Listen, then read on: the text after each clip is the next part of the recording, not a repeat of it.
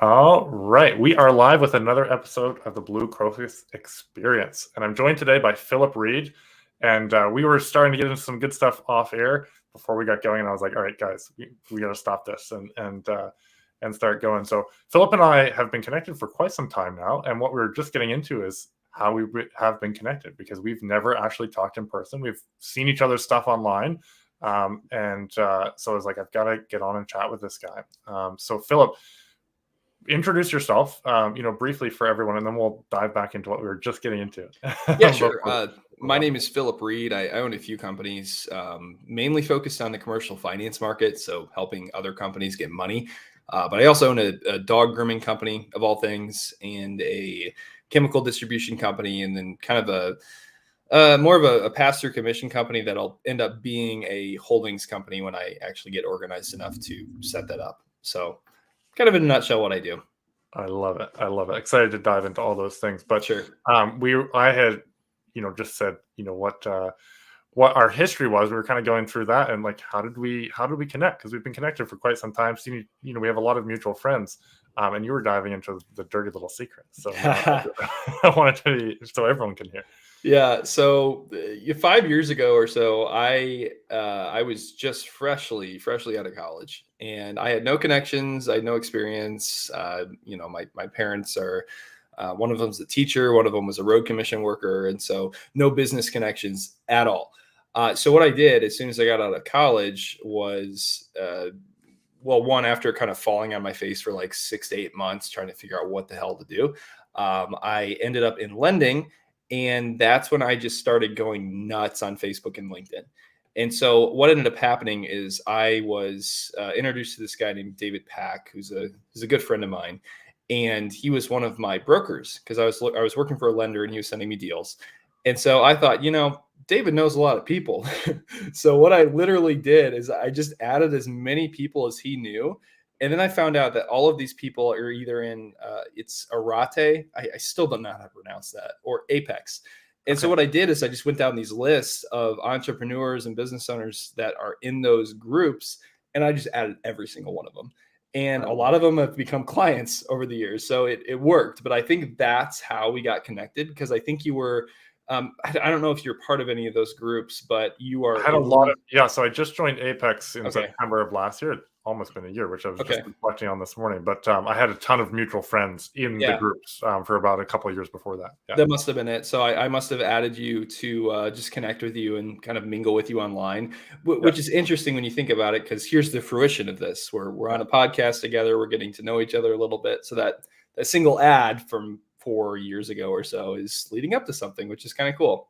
Yeah, isn't that wild? Isn't that wild? Yeah, it probably would have been 3 years ago, because basically what happened for me was 2.5. So beginning of 2020, I was, I had the date set for July 2020. I was going to go full time in this, right? Oh, cool. And I was planning to do a lunch with Lewis here locally with business owners and whatnot to interact and learn from them and all that. And the pandemic hit like a week after I had set the whole plan in motion. So I think I had one lunch. One lunch with Lewis, and I was like, what am I going to do? So then I started a podcast with doing this, and started connecting with a ton of people. So you or I either both clicked the connect button. One of us was on a rampage of networking, and that's how it happened. But no, it's been fun. It's been fun following you, and it's been fun seeing what you've done. I think because we're connected on LinkedIn as well. And that's where I definitely want to bring up the story of Charles Ham here as we get into it. So talk to me.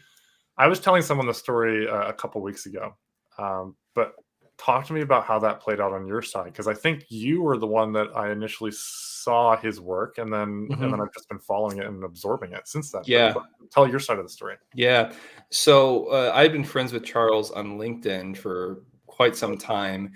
And at that stage with Charles, what he was doing was posting these really interesting stories about his family and his friends, and then just kind of turning them into lessons, basically.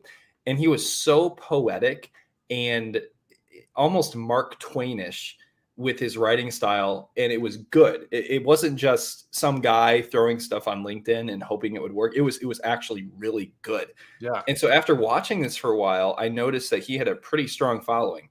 like each one of his posts were getting 300-400 likes. And on LinkedIn, that's significant. At 300 likes, you're probably getting 150,000 views. And I thought, this guy has a market. He needs to actually capitalize on this. He needs to do something with this to get the word out of what he's doing to all of his followers. And so I basically pulled my Facebook and LinkedIn of just asking like, hey, do I have a publisher? Anybody? Do I have a publisher? And then Hillary, I don't know how to say her last name. I think it's Jastrom or something like that. Hillary Jastrom. Yeah. I connected them on LinkedIn with a group chat, and they connected offline. And I think they had several calls, and the ball kept rolling. And so it just started with an introduction, just realizing that this guy could really use this. And I think it could help him. And I think it could help all of his following with all the wisdom that he's sharing. And so I connected those dots, and now he has a ton of books sold. Like, it was published, it's sold, and his following is just growing. So it's a really cool story. And what I enjoy about this is I didn't capitalize on this at all. This was just purely pro bono. I was able to help this guy, and that's a really satisfying feeling. Yeah. No, every time I think of the story and tell the story, I've told it to several people. It's like, this is the power of networking. You and I connecting here on this podcast is the power of networking. For sure. But I watched it play out, and I watched you kind of cheering on Charles, and then I watched him, connecting with Hillary, and I saw his post on LinkedIn saying, hey guys, I guess it's happening. Philip coerced me into making it happen. And then I bought his book, and then I bought his audiobook, and I'm enjoying, reading both of them. And it's such a cool thing. And I think it speaks to who you are as a person. Certainly what I've seen, I mentioned to you when we first hopped on here today, you just seem like a chill dude who's crushing it at business. I appreciate that. And you just want to help people along the way. So yeah, no, for anyone who's listening, I will make a note to drop Charles's book in the comments, because I think it's brilliant. It's called Ponder on It, Pilgrims. Yeah. Awesome. And it's got some other things in the title there, but it's basically just musings of a man who likes to think deeply. And he's got anecdotes and quotes and all this. It's a very fascinating read.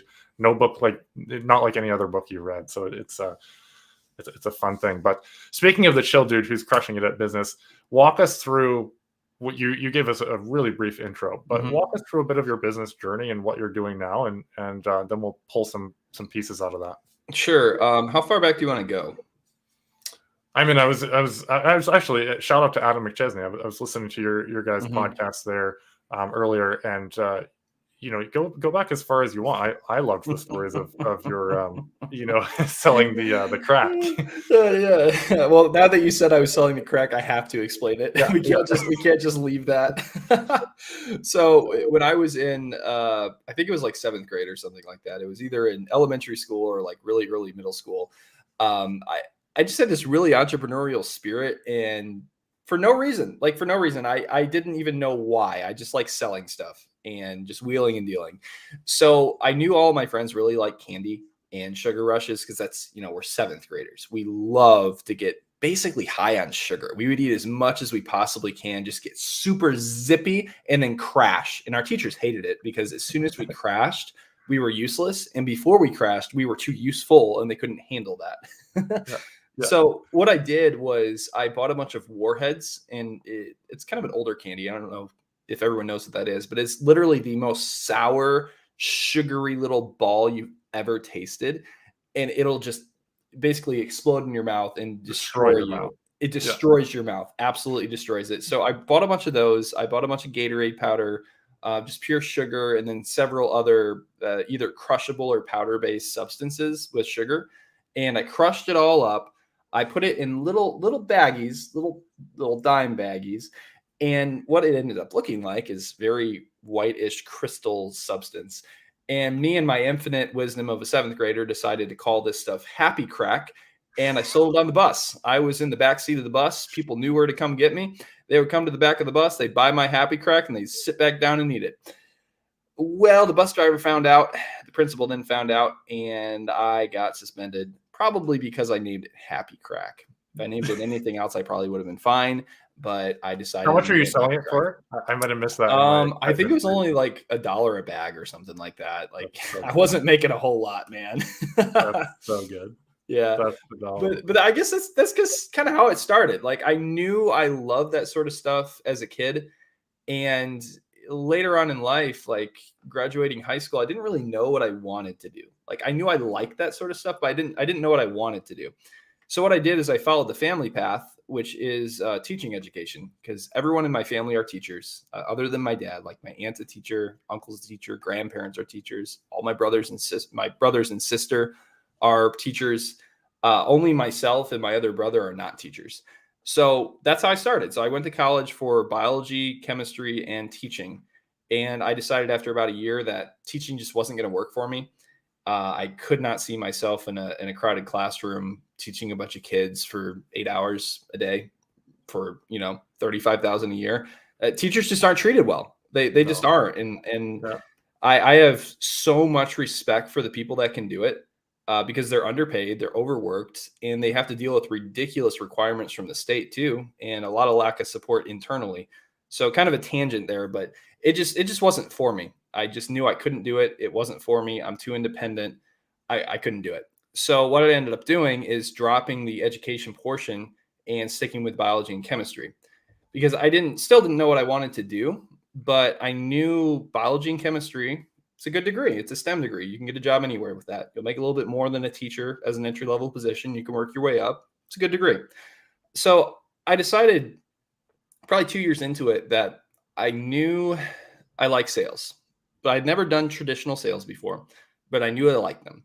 So what I did is I asked my buddy from church, a guy named Philip Stone, who owned a contracting business. Basically, he sold Comcast through himself.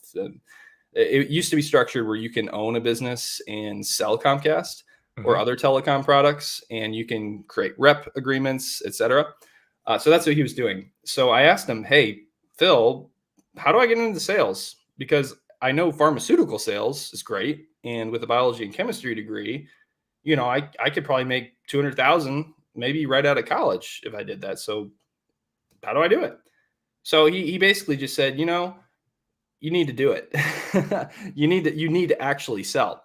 And so he gave me a job.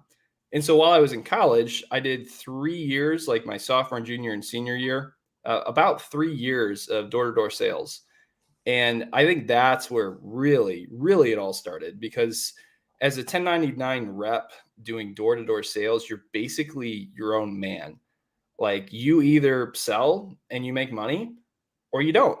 And that's the basis of business. You either do it or you don't. It's not a You're hunting salary where you or can what were you you, saying? you got to hunt to eat. Yeah, you do. And it's not like a salary position where, you can take a week off and relax. Like you don't get days off unless you plan way ahead and make the money on your days on to justify a day off. It's totally different. So doing that for 3 years, I think really set the foundation of just understanding the basic concepts of business and a ton of knowledge on sales. Like that's the hardest sale you're ever going to have. Knocking on a stranger's door and saying, "Hey, I know you've had a Dish for 5 years, but how about Comcast, buddy? Huh? Huh?" and that's what it was. Like you had to convince them to switch from a product they're very, very comfortable with, that they've been paying for a long time, that they're probably comfortable with the bill, and convince them that they're wrong and convince them that you are right. Mm. And just the basis of that, doing it over and over and over hundreds of times throughout college, that gave me a better business education, in my opinion, than an MBA. Just Mm. being flat honest about that. What was the craziest door to door? Like, what was the crazy? I know, I'm sure just the nature of the job is crazy, but I'll tell you two, actually. So, two always stick out to me. One of them was in Warsaw, Indiana, because I went to college in Warsaw. And if you know anything about the Midwest and especially Indiana, there's a lot of meth, just a ton of meth. There's a huge problem with it up there. And so I was knocking doors literally in town, not in a sketchy area, literally in town. And I came across this house that looked kind of empty, but there were clearly cars outside. So I knocked on the door. I saw people inside just moving around. They didn't answer. So I knocked harder. They didn't answer. So I kept knocking. They came to the door and they said, "What do you want? Do you need something? What do you want?" I was like, "You guys got internet?" And they're like, no, man, you need to go. You need to go right now. I was like, oh, okay. So I left, and because I had a follow-up system, and my follow-up system was if they literally just rejected me, I'd stop by in a week and see like, hey, maybe I can spin this again and see if I can convince you to switch. Yeah. So I came back in a week, and on the door was a notice from the police stating that it was condemned as a meth lab. So I was talking to drug manufacturers, and if I had pushed that, they could have messed me up, man. Yeah.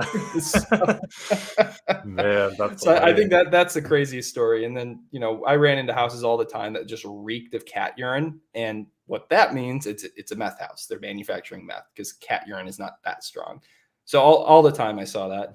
And then the second one, this one's just weird. I was knocking in Mishawaka, and I just knock on this random dude's house. I guess they're all random, but I just knock on this guy's house. He comes out wearing nothing but whitey tighties with an under armpit holster with, I think, a 1911 45. Big old beer gut, looks all disheveled, wearing nothing but stained whitey tighties. He's like, "What the hell do you want?" It's like, well, not your business. I'll talk to you later. I didn't fight for that one. I'm not about that. So I walked away. But yeah, those, I would say those two are the weirdest. That's hilarious. Yeah. Then you've got all the dogs chasing you. Did you ever have anybody threaten you with a gun? I mean, that guy technically, I guess he didn't threaten me. He just kind of existed. Yeah. But no, I mean, I'm pretty big. Like I'm 6'3", and I think it was about 220 in college. So I try to look small, but it's hard to. But I don't think anyone would want to pull a gun on me like really, really close to me. But I've had the cops called on me many, many times when I was in college because they see me. I'm this big dude, and I'm knocking on their door. They're like, no, he's scary. Then the cops show up. It's like, hey, where's your permit? I show them my permit, and they're like, hey, he can be here. Like, well, I don't want him here. Too bad. So. Happened a lot. Wow, that's interesting. I didn't know you were 6'3". My little thing that I'm kind of trying to tell more people since I'm connecting with a lot of people online is I'm 6'8". So it's nice to see. You're 6'8"? Yes. Wow, you are tall. Yeah. Well, I like to say if we met in person, it'd be like, man, it's awesome to see another average height person. That would be my line. Oh, that's funny. Yeah. Did you play basketball in college or anything like that? I didn't play. No, I didn't. Okay. I played through middle school. I was really aggressive. Okay. And bigger than a lot of the kids. And so my coach was a lot harder on me, and I was like, this isn't any fun. And then I went more into volleyball and soccer. Oh, I bet you're really good at volleyball. I enjoyed it a lot. You could slam it. I played volleyball throughout high school and college too, and 6'3" is tall, right? But it's not 6'8". Yeah. You don't even have to jump to slam it. I realized I could have gotten a tall scholarship, but I was like a year. I went to school when I went to university when I was 21. So I was like a year over the age that was eligible for the tall scholarship. Yeah. I'm going to drop into the comments here. I don't know if Scott's still watching, but appreciate you showing up. Scott has been a long time, so I think since day one he's been supporting this podcast. So appreciate you, Scott. And then someone in the group is talking about our height here. And once again, 6'8". I hide it well behind the camera. You could be 5'3". No one would know. I could be sitting on the step stool. You never know. I could be wearing gym shorts and no one knows. Exactly. Whitey tighties. You never know. You can hide. I love it. So you're door knocking here, and getting the sales experience. Where does Philip's business career go from there? So after college, that's when everything just crashed. And I was very irresponsible in college, and I made very good money knocking doors, but I spent it all like immediately. So those are the other lessons I learned, to not just, spend all your commission. But anyway, I got married out of college, and we moved to Texas immediately because I was promised a job down in Corpus Christi as a sales manager for a chemical company. And that was going to be a really good job. I was going to be making six figures right out of college, managing already set accounts with very limited hunting. That's a cushy job. Like I was very excited for that right out of college. Well, I interviewed with them several times while I was in my senior year, and they said, yeah, move down here. We'll get you a job. you're good. So I moved down all the way from Indiana, all of our stuff, everything. Like And everything. everything. And we were broke. Like we had nothing except the crap in our car and this job offer. That's it. Literally, that's it. So we moved down to Texas and they don't give me a job. They say, we got to get our ducks in a row. Sorry. Wow. So what ended up happening is I had to live in the in-laws house with my wife, brand new newlyweds, not really where you want to be when you first get married, for about 8 months, and that was a really, really tough 8 months because I bounced around jobs. So I got a job with an environmental company that hired a pretty rough manager, like ops manager for a branch, and I was hired to do sales for them. They knew I had never done B2B sales, just limitedly through my experience shadowing my father-in-law, who's does industrial chemical sales. So they knew I did that, but they knew I didn't have any like really hard experience. So what happened is that they wouldn't train me basically, and I was so young at the time, I really didn't take responsibility either.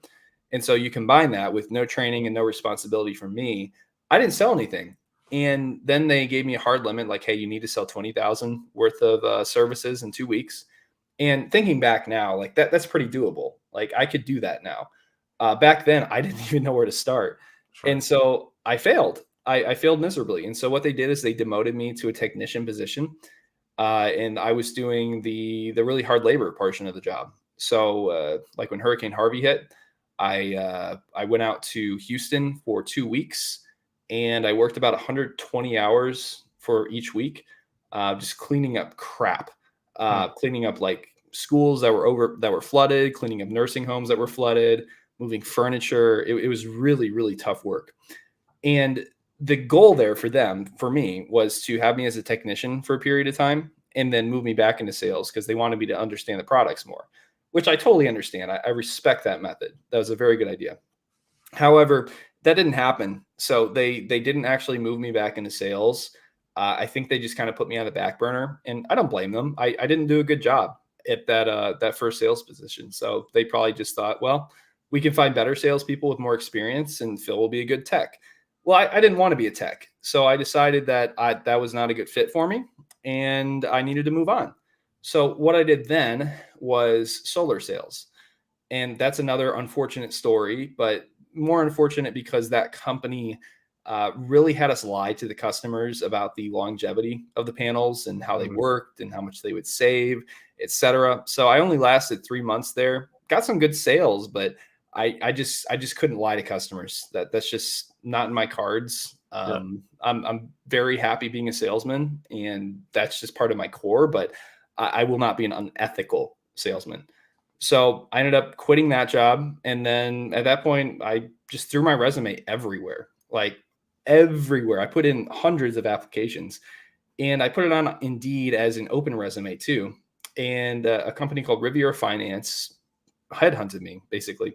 They saw that I had some chemical sales experience. They saw that I had a little bit of the environmental experience. They saw that I had a little bit of solar experience. And they thought, we hire new salespeople, and we want to hire you and train you to be an area salesperson for San Antonio. And so they did. And this company actually followed through. They sent me to Florida for 2 weeks to train with one of the OGs, like one of the guys that had been there for 40 plus years. They sent their best salesman to me in San Antonio, and then to Midland for another 2 weeks. And then they sent the actual sales manager to me to spend another week with me. So I got probably a cumulative 2 months of really, really solid mentoring and training. And then I just knocked it out of the park. Like I dominated San Antonio to the point where they loved me so much that they gave me all of South Texas. And then I dominated South Texas, so they gave me West Texas. And then I dominated West Texas, so they gave me free reign of Texas. And at that point, I was making really good money, enjoying my job, doing a great job, just knocking it out of the park in finance sales. But what I realized is that their commission agreement capped you at a year.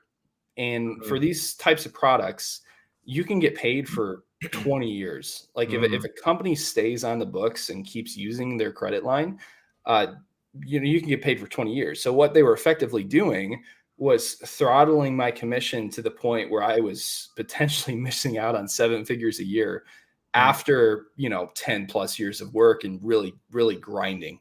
So I see far. I'm a very far face planner. And so I thought, this is a great start, but this is not the company I want to end up with. This is not where I want to stay.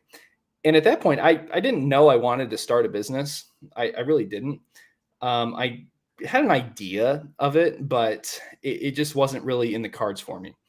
So what I did is I moved companies to a company called Millennium Funding as their national sales manager, handling accounts all in America. It was a much better commission agreement. It was completely residual, higher salary, a little bit of responsibility too. And so that was the obvious next move for me. And around that time, this is pretty important. Around that time, I met a guy in my church, also named Phil. I don't know why this keeps repeating. You and your Phil.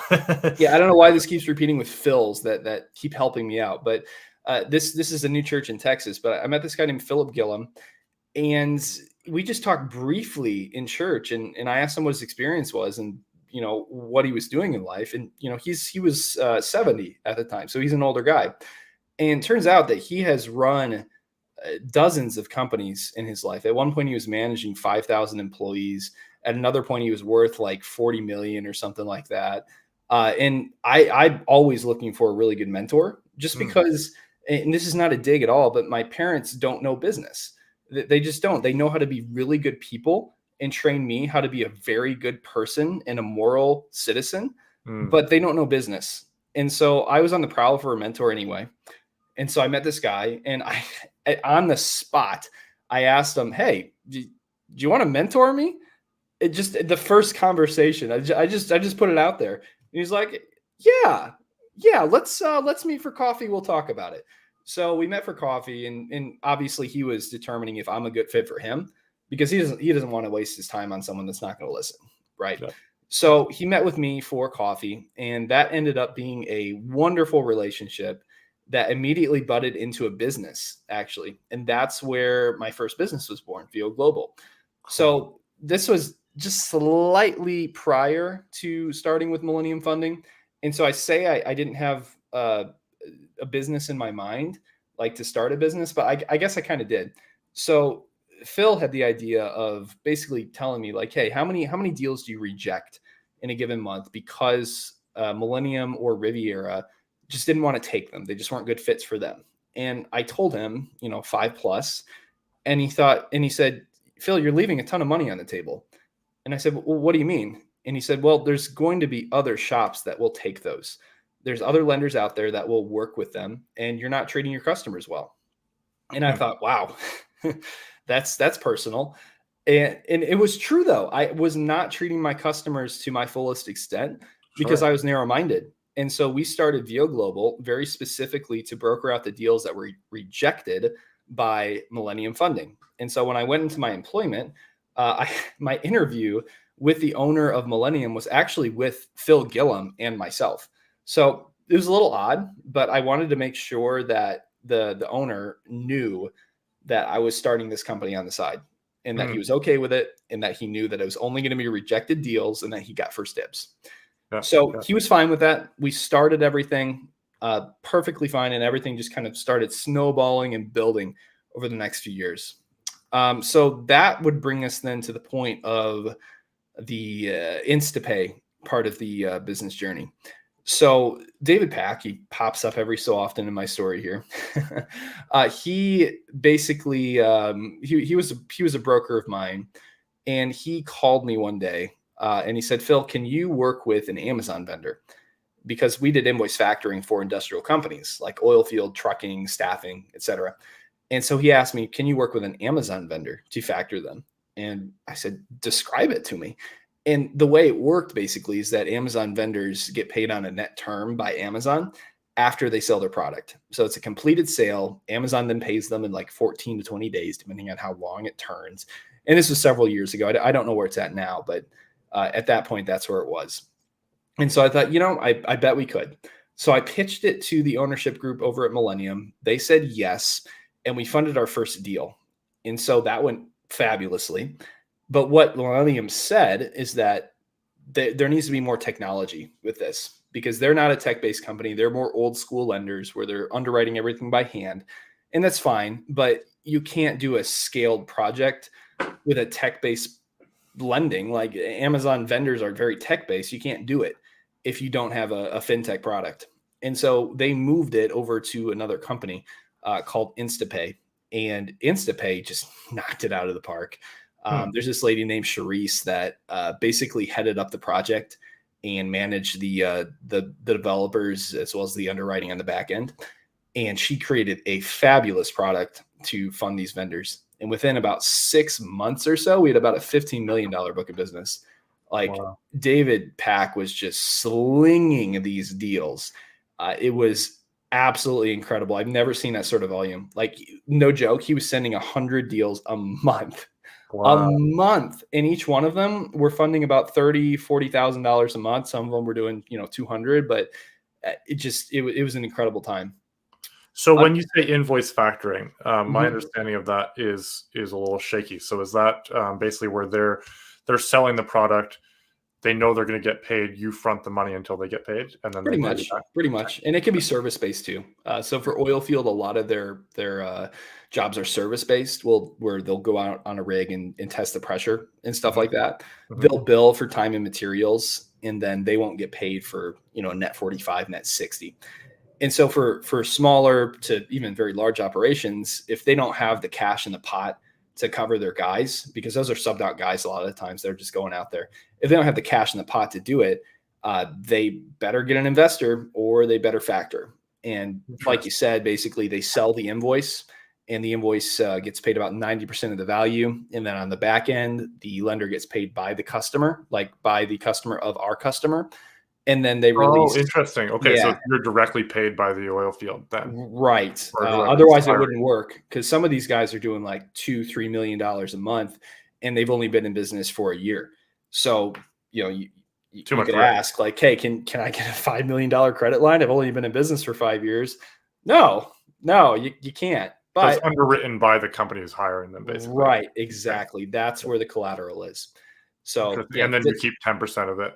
No, we don't keep 10%. So we hold 10% in escrow, and then we get paid by their customer, and then we release generally about 8%. So it ranges depending on how quickly we get paid, but generally it's between 2 and 3%. Interesting. Interesting. Very cool. But they're short-term loans, so if you do a bunch of them over the year, you're getting a really good annual return. Right. Yeah. It's not cheap financing. I will never tell anyone that it's cheap financing, but it's good financing, and it works, and the goal is to exit out of it. So, yeah. Interesting. Cool. Thanks. I appreciate that. Yeah. So Instapay, the negative part of this is kind of what turned my life into a crazy business owner.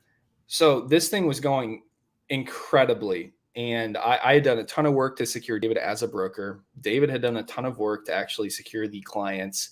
Charisse had done a ton of work to build the product out.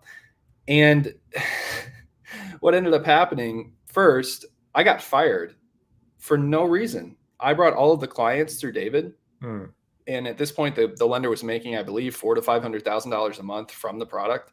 So they were making some bank. And at that point, when it was the most stable, they said, Phil, get out. Goodbye. No severance, nothing. Just adios. Honestly, I probably could have sued him, but the next part shows you why it doesn't matter. So soon after, we learned that they were going bankrupt, not because of our product, but because the owner had put on a ton of bad staffing deals. So the e-commerce product was solid, absolutely solid, but their business itself, Instapay, it was supported by a ton of bad staffing deals that were put on the books that were losing the company money.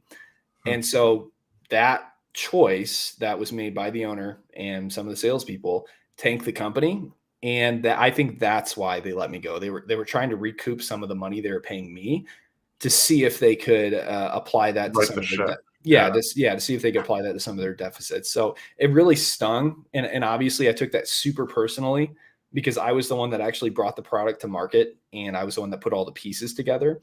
But it was at that point that I decided that I was not going to work for anyone else. I just wouldn't do it. It's not in my cards anymore, because once you get screwed like that and you lose, you never want to have that happen again. Yeah, just overnight I lost multiple 6 figures of income plus insurance and benefits and everything. And I just thought, man, I spent years building this, and it all comes to this because somebody else in ownership made a mistake. I'm not going to let that happen to me again. And if I fail, I want to do it on my own terms. And so that's when kicking and screaming, not just close the door in front of you, right? Yeah. So it was at that point that I just decided I was done. I couldn't do it anymore. Let me back up just maybe 6 months or so. I'm greatly enjoying this, by the way. So I hope everyone else is, but at the very least I am. So that's what matters right now. Yeah. So let me tell you a bit of my wife's story, because that's part of this story too. So my wife, when she got out of college, she was she was a vet technician, and vet technicians don't make much. They only make like, $11-12 an hour. And then, when they have 5+ years, they'll get up to 15 to 17. But in that first starting period, it's dirt. Like, they really don't treat their people well. So we decided that we needed to do something a little different. And it was through a conversation with my grandma, actually, my grandma Lee. I was talking to her about Shelby and trying to figure out, like, hey, what can we do to make some more money? We're super broke, and that sucks. And so what she said is, like, Shelby has a ton of relevant experience. She's been trimming dogs' nails every day for about a year. Why don't you just do that on the side? And that's what we did. So we started a company called Tails A Go-Go. And specifically what we did was we marketed on Facebook and Instagram and Nextdoor and stuff like that, just basically spreading the word that this vet technician was charging $15 a nail trim. And you can either work with her, or you can go to the doctor, and someone like her is going to trim the nails anyway for $30 a nail trim. So, nice. your choice. Nice. I mean, it's the same people, right? And so that just took off. Like, that's a really interesting marketing message. Like, is that literally what you were saying in the marketing? In a lot of the times, yeah. So a lot of it was just like, hey, Shelby has you're the $99 guy that all the service industries hate. Yeah, and we weren't cheap though. Like on the market. Well, I guess we were at that point. We were dirt cheap. So yeah, you're right. So you didn't have any of the overhead or anything like that. Nothing. We would just drive there and trim the nails and leave. Overhead was gas basically, and at that point, gas was dirt cheap. So hardly any.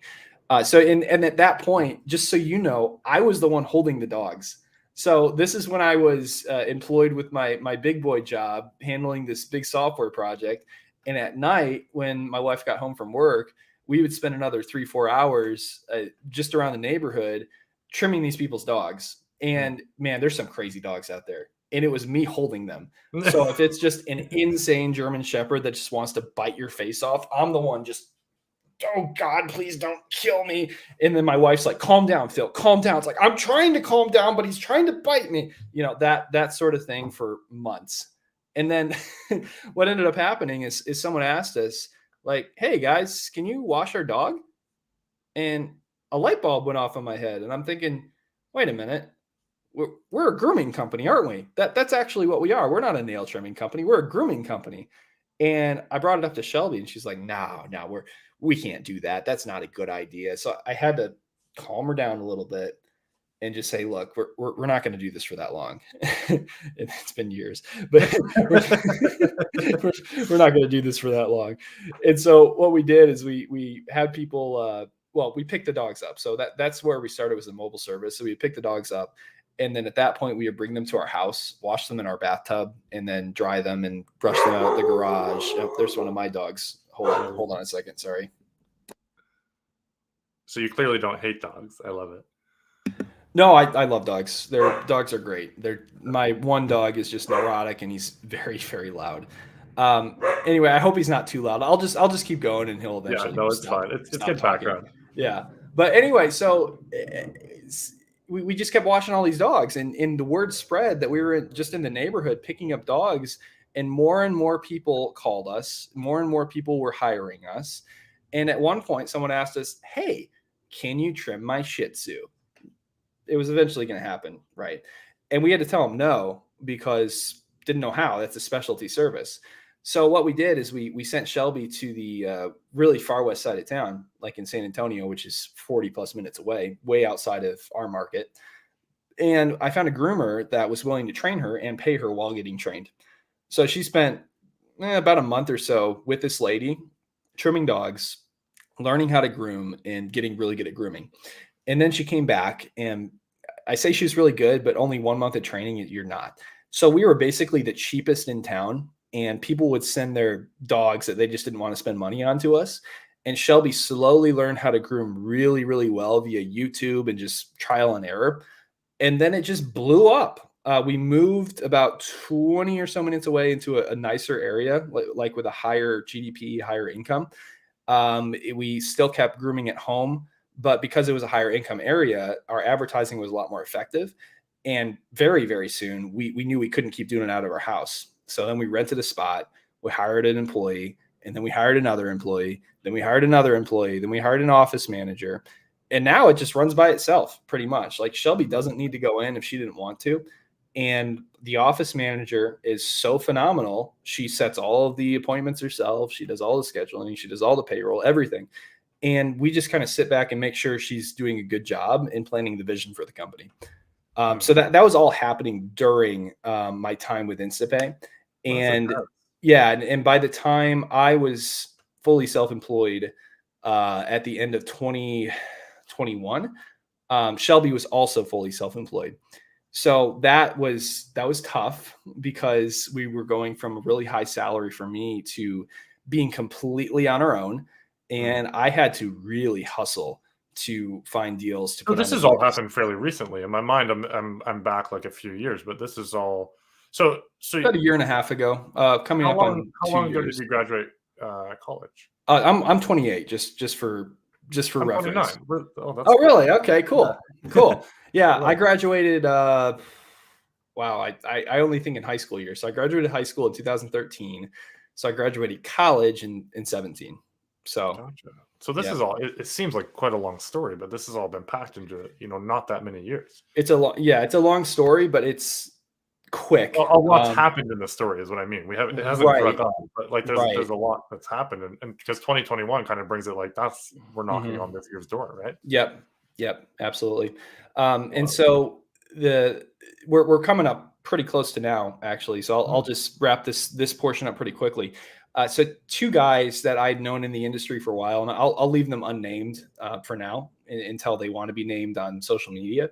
But they decided that they wanted to partner with me because my experience was heavily in credit lines and working with B2B companies and invoice factoring, which a lot of people don't have experience in. In the lending space, I would say 9 out of 10 people are in what's called merchant cash advances.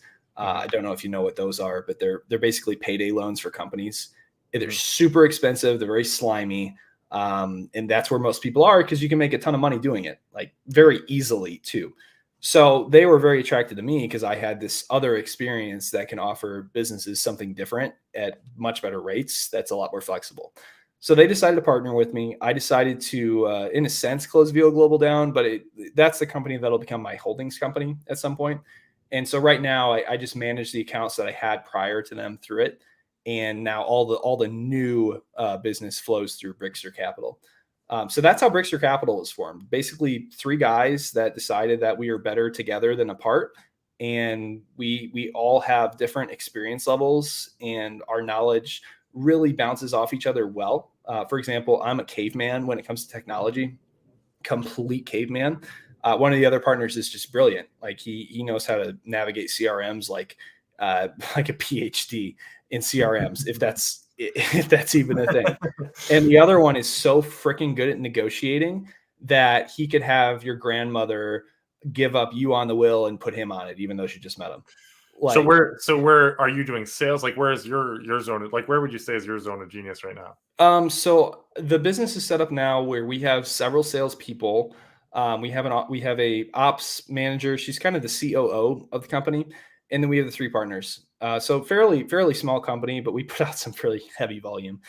So my role is kind of vision planning, making sure we're on the right track and that we're planning to do the right types of loans and planning to do the right types of services for our customers. And also this is what I do. So I do networking and I'm kind of the face of the company. And I do a lot of work on LinkedIn, a lot of work on Facebook, basically just marketing and making sure people know who we are. So that's kind of what I do. Interesting. So you're young, and like you've packed a lot of experience into a few short years. What do you think has been your secret? I mean, I think I've kind of latched onto a nugget based on some of your posts, and with you kind of just latching onto the older gentleman who you started that company with. Yeah. What would you say is your secret to getting to where you are? Is it just ridiculous? I'm just going to work my face off. Is it that you just buckle down and focus? Is it mentors? What is it would you say is your secret? I would say it's all of those, because you can't just work hard and hope to succeed, because you can dig a ditch with a spade shovel and forget to use an excavator for 20 hours and you'll be slower than the excavator. So you do work hard, but a big part of it is working smart and always looking for other opportunities and looking for ways to make things more efficient. Like my role with the Tales of Go-Go business is at this point purely business or purely efficiency and planning. And that's why we're growing quickly, because I'm kind of on the back end, making sure things are moving smoothly. And when there's an efficiency item that I think could be improved, we look at it, we implement it, and then we're just that much more efficient. And so if you do that all the time, your time that you spend working hard becomes much more efficient. So if you still work very, very hard for, say, 50 hours a week, and at the same time you're increasing your efficiency, that means your 50 hours is 3x, 4x more efficient and more powerful than 50 hours digging a ditch with a spade shovel. So I would say that is a big one. And then an even bigger one, in my opinion, is the mentoring aspect of it, especially for the people that don't come from somewhere. Because I really didn't. Like, I'm from a tiny town in Michigan of like 600 people. My family isn't rich. We don't really have political connections or business connections, and no entrepreneurs at all in generations. I think we had some farmers, but nothing crazy. So I would say for people like that, people like me who don't come from somewhere, you have to seek mentoring, because you can't just expect to know everything off the bat, especially if you didn't even study business. You have to seek people that are willing to come alongside you, be your friend, and tell you when you're being stupid, for lack of better terms. Because that's the thing. Like, yeah, I'm successful. You can look at me now and think, man, he's doing great. He's making a ton of money. Wow. But what you don't see is the thousands of mistakes I've made in the past, and all the people in my life that come beside me and say, Phil, that was really stupid. You probably shouldn't do that again. And then I listened. And that's the third aspect. You actually have to listen to your mentors, because if you have a mentor and, he sits you down every week and he says, man, you got to do this thing, it's going to help you so much. And then you just do the opposite, you're not going anywhere, So I would say the hard work plus the efficiency plus the mentoring plus the actually listening to mentoring, I think that's probably it, and figure it out along the way, because you're not going to know, you're not going to know everything. Yeah, I love it. And then, on that, like you've kind of stepped back. So I'm at a point now where we're scaling quite rapidly. And so I need to start looking at efficiencies more. I need to start stepping back and looking at the vision and letting the team, take over. Right. You have some very interesting insights into teams, and you've let the dog grooming business is basically running on its own, and what was that like? Were you always like, cool, I'm just going to set up systems and let someone do it and delegate, or were you usually are you inclined? Because I'm naturally inclined to get in there and do the work, and SOPs and systems and processes, they're all up here. I know how it's done, and I'm good at it. But I'm realizing, hey, if we want to go further, faster, let's get 10 of me doing the same thing and doing it consistently. It's probably going to be a better quality job than me doing it. So like, what insights do you have there? And I'll start by saying that I don't think there's any one right way to do it.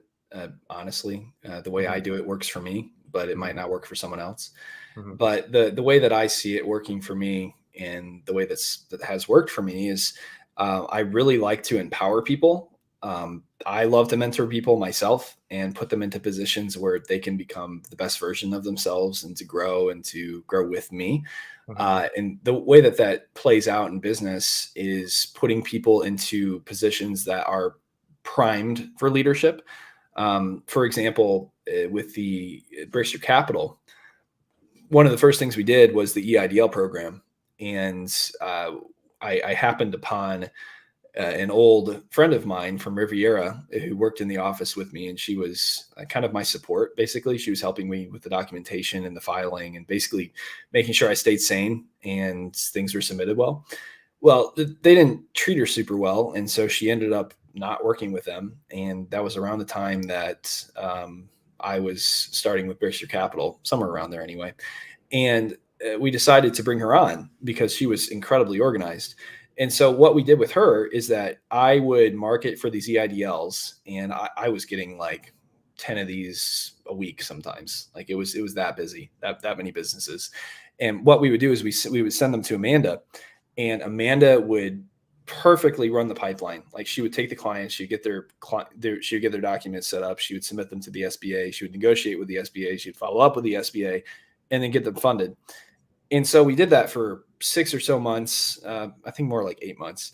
And we did a ton of these. And what I saw was that this Amanda, this girl, this woman, she would make a wonderful COO because of how cleanly she operated those pipelines. So we decided to make her the COO of the company, and that's just been implemented. And holy cow, she is changing every single process that we did and making everything better. So to that point, because she's doing that, she's going to allow us to scale to, an 8-9 figure company if we can stay on the same track. And with the right people, I say we can. So my thought there, and with that example in mind, the way I like to do this is that I'm always on the prowl for people that can be good leaders and that can be good organizers, that I can give responsibility to, part of the team. And so Amanda is one of those. And by putting her in that team, she makes the business so much more efficient than if she was not in the team. And I did the exact same thing with Tales of Go-Go. We've always had an office manager just because that's one of our quirks. There's no other grooming company out there that has an office manager for some reason. I just don't know why they don't do it. But anyway, we knew that customer service was such an important part of the business that we always have to have someone answer the phone and answer back very quickly. So we put some of those in place. Some of them didn't work out. They just weren't really ready for the job. They're pretty young.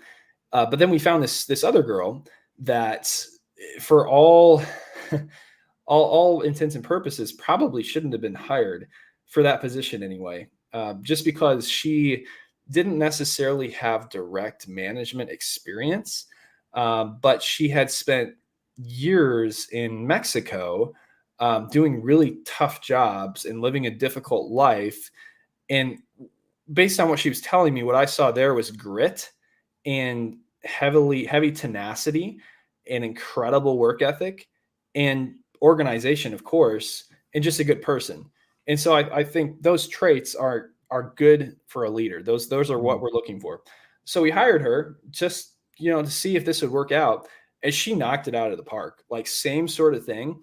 As soon as she was in the office, I gave her not micro tasks, but I gave her broader tasks. Like, hey, this client needs to be added to the CRM. Figure out ways to make sure it's more organized than it already is. When you answer a client, get their dog's name, etc., and then book them. So I didn't tell her exactly what to do.